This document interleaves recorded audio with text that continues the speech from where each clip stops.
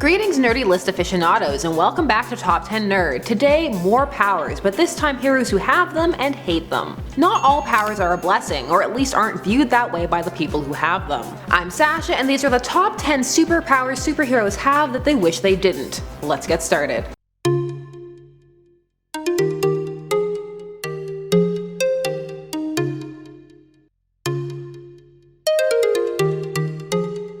Number 10. Cyborg. Low because being a cyborg skirts the lines of being a power and a modification. We draw distinctions here on Top 10 Nerd, but only when it suits us, just like a real comic book writer. Cyborg first appeared in DC Comics Presents number 26 back in 1980 and was a member of the New Teen Titans. Since the New 52, he has been promoted to the Justice League and has stayed there. Victor Stone, aka Cyborg, had everything going for him until one day one of his father's experiments went awry, killing his mother and nearly killing him. However, his father couldn't let that happen, so he took drastic measures. In order to save his son, he turned him into a cyborg. And in the New 52, this included apocalyptic tech, cause why not? Victor is horrified by the modifications and changes he never agreed to and feels disconnected from humanity for a long time. In fact, part of his rationale for joining the Titans initially is how much he feels like a freak and an outcast. This wasn't helped by the fact that his old friends and girlfriend rejected him. For a while, he wished he were dead. However, over time, Cyborg has come to embrace his new life and his new friends, and seeks to modify himself. He now knows what a vital member of the teams he's been on he is, and feels that his life is worth living. Still, there are definitely moments where Vic Stone has wished he wasn't a cyborg. Number 9. Angel. Warren Worthington III.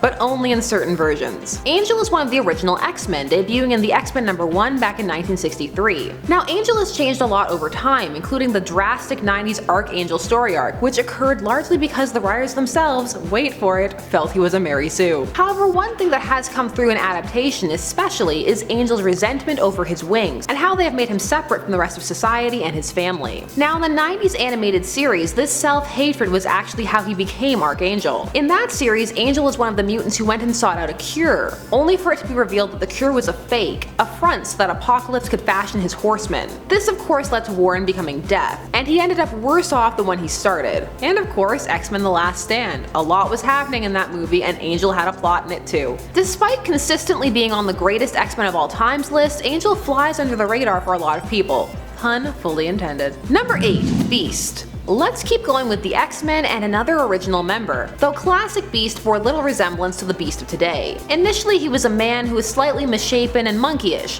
However, he was revamped in 1972 to make him more distinct. They also did this to cash in on the at the time ongoing werewolf craze. How this was explained was that Beast had ingested a mutagenic serum to disguise himself. This was to stop people from stealing his research on said serum, which will allow people to have powers for a short period of time. Only Beast forgot the golden animorph rule, and he stayed in that form too long and he got stuck in his newly mutated form. The transformation would slowly escalate until he became more and more beast-like. More like the Beast we know today. This was a source of great sadness for a time to Beast. It hindered his love life and put him even further at odds with his intellect. Not that he couldn't access it, but it made him more of a person people would be surprised to find out was smart, and also at times he couldn't access it. In the X-Men film, specifically X-Men First Class, it is his inability to accept his, in that film, really minor mutation that leads to him concocting a serum that makes him the Beast. Since then, for Beast, there's always been that fear that has been played with at times that he will continue to mutate uncontrollably. Then there was the whole young X-Men being brought back to the past, now they're relaunching everything. We'll have to see where Beast ends up when the dust settles. Number 7. Deadpool. He's low on here because most of the time Deadpool has managed to come to terms with his abilities. But there have been instances outside of his appearance and the constant pain he lives with that have gotten to him. That's a factor that's often ignored with Deadpool. He's just in constant pain because his healing factor is constantly battling against his cancer. But on top of that, he can't get drunk. This bothers Wade sometimes as he likes a good wallow, so he'll have to do things like drink rubbing alcohol. He also can't die thanks to Thanos cursing him with immortality. That was the initial reason. Because Thanos was jealous that Death liked Deadpool better than him, so Deadpool can't be with her, and well, at times that bums him out. Deadpool first debuted in the New Mutants number 98 back in 1991 and is a different character than his first appearance now for sure. Things like how his speech bubbles work have definitely changed. When he first started out and was given a solo run, no one really thought it would lead to anything, and lo and behold, now he's everywhere. You can't escape. Number 6. Spider-Man. Peter Parker. With great power comes the wish that you didn't have it, so you could just show up to a date on time and not have everyone think that you're a huge flake. Spider-Man has a complicated relationship with his powers, and has from the start. From initially trying to use them for personal gain, to the constant entanglement with guilt thanks to the death of his uncle. Peter feels that he has to be Spider-Man, that he owes it to the world, but there are plenty of times where he wishes he wasn't. And he sometimes flirts with maybe not being Spider-Man.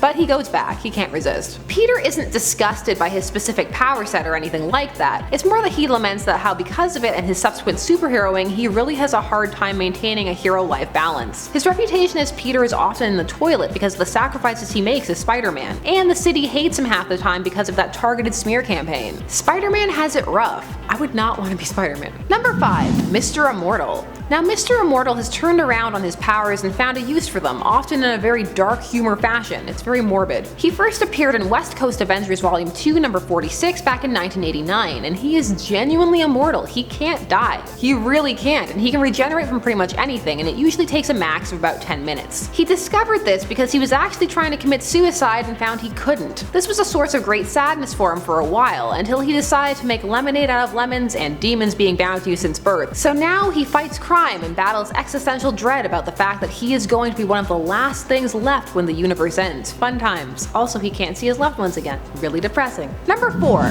TERRA from the Teen Titans. The new Teen Titans. She's everywhere. Ignore the Deathstroke banging part. Put it away.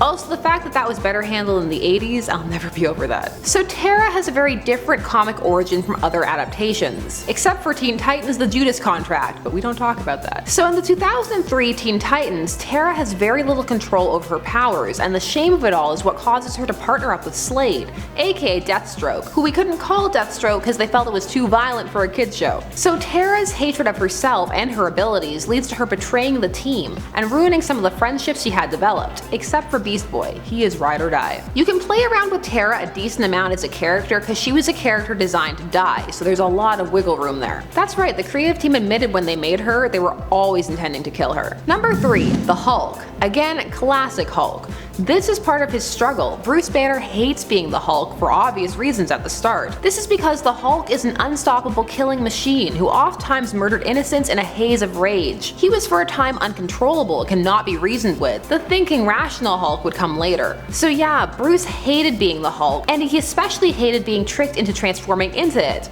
It's dirty pool, and far too many of the people he knows do it to him. Over time, there's come to be more of a balance between these two entities, but that resentment burns ever bright. Some people say they would like to be the Hulk. I think it would be awful. Only the She-Hulk, where you can transform and have your mind and are hotter and can wear a cat suit and not look ridiculous.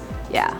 I'd like to be the She-Hulk. Number 2. Rogue. Rogue first debuted in Avengers Annual number 10 back in 1981, and she was a villain. Her powers had long kept her separate from people, that being the ability to absorb the abilities, thoughts, memories, and ultimately entire being of anyone she touched. It had put her high school sweetheart into a coma. It would eventually be the catalyst for her turning to good, after she absorbed Ms. Marvel, Carol Danvers' powers, and part of her consciousness, and learned that she was absorbing parts of people's consciousnesses all over, and that she had to get that sorted out as she was losing herself. It would also for a time keep her from something she very much desired, a close, physically intimate relationship, particularly with her Cajun beau, Gambit. Ignore that time with Magneto and his clone. She wants so much to be able to touch others, and depending upon the arc, she can. Sometimes Rogue can control her powers, and it brings her great joy, and she maxes on Gambit. However, when you remove that struggle from her character, it can make her a little flat, so it tends to be something that is temporary, with her lack of ability to make physical contact being the norm. Also, for a bit, she had Wonder Man's powers. Way to be relevant, Wonder Man. Number 1. Get ready for it. I think some of you know. It's The Thing. Ben Grimm from the Fantastic Four. One of that ill-fated crew who, by the way, were exposed to the rays by Reed on purpose. Just the more you know. But it's okay, they got over it. The Thing got the worst of the crew and turns into essentially a rock monster that strikes fear in the hearts of those who see him. A lot of people assume he's a villain at first, and he can't live a normal life as easily as the others can. Reed vows to cure him but never can. Doom cured him once though. Just saying. One of the Thing's main character arcs is about how much he hates being the way he is, his struggle to accept himself and find love, which he does, thankfully, but it's still a wound, and of course he would love to just transform on command. Also, back in the day there was some jealousy because he liked Sue and wanted to take her away from Reed, but then bam, cosmic rays. Reed is a diabolical genius. So those were 10 superheroes with superpowers they wish they didn't have. Thanks so much for watching Top 10 Nerd. Don't forget to like, share, comment, and subscribe for more nerdy lists. I'm Sasha, and we'll see you again soon. Bye bye.